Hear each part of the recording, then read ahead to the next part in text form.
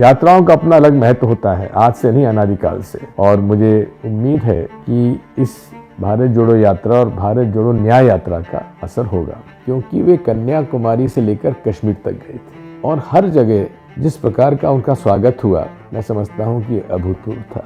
जो अभी हमें देखने को मिल रहा है, भारत जोड़ो न्याय यात्रा में भी अच्छा खासा समर्थन मिल रहा है और ये हमारे लिए गेम चेंजर होगा।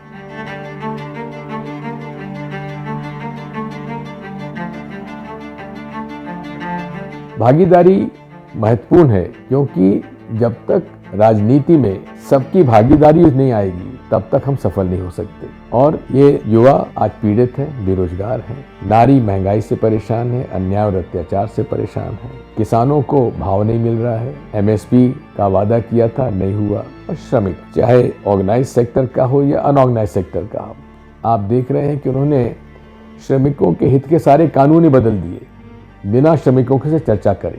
इसलिए आज जो घोर अन्याय जिन लोगों के साथ हुआ है वो है युवा, नारी, श्रमिक और किसान। इन सब की भागीदारी आवश्यक है। ये सही तरीके से इन्होंने 5 बिंदु जो तय किए हैं न्याय यात्रा के, ये महत्वपूर्ण है।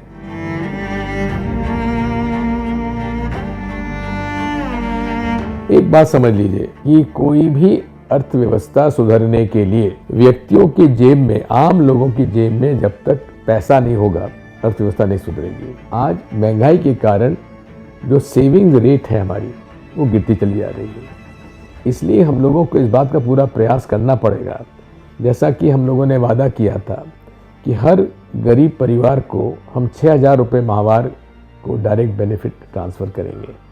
उस तरह की योजना से ही हम अर्थव्यवस्था ठीक कर पाएंगे।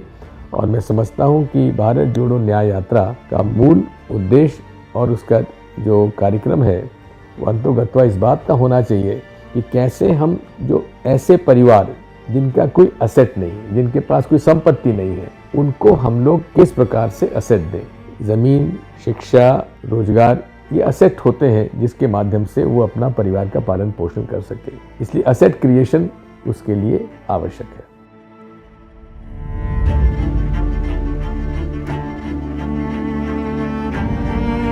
When you talk of historical figure, contemporary, I see no outstanding person as it stands today. By himself, Rahul Gandhi is creating history. By herself, Mrs. Sonia Gandhi has created history. Born and brought up in Italy, who has settled down so well in Indian politics, Indian lifestyle, Indian household, that she herself is a historical figure.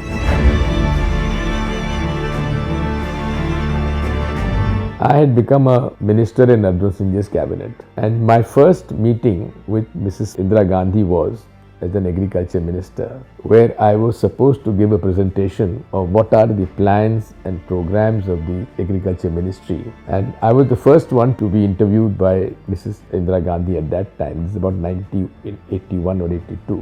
Mr. Arjun Singh Ji, the chief minister, was sitting on the side, and I had to give a projection one-to-one. And I was a little bit nervous, but yet I think I did fairly well in explaining to her what are your programs and policies and what is our vision of agriculture growth for Madhya Pradesh. I think that was the most memorable movement for me.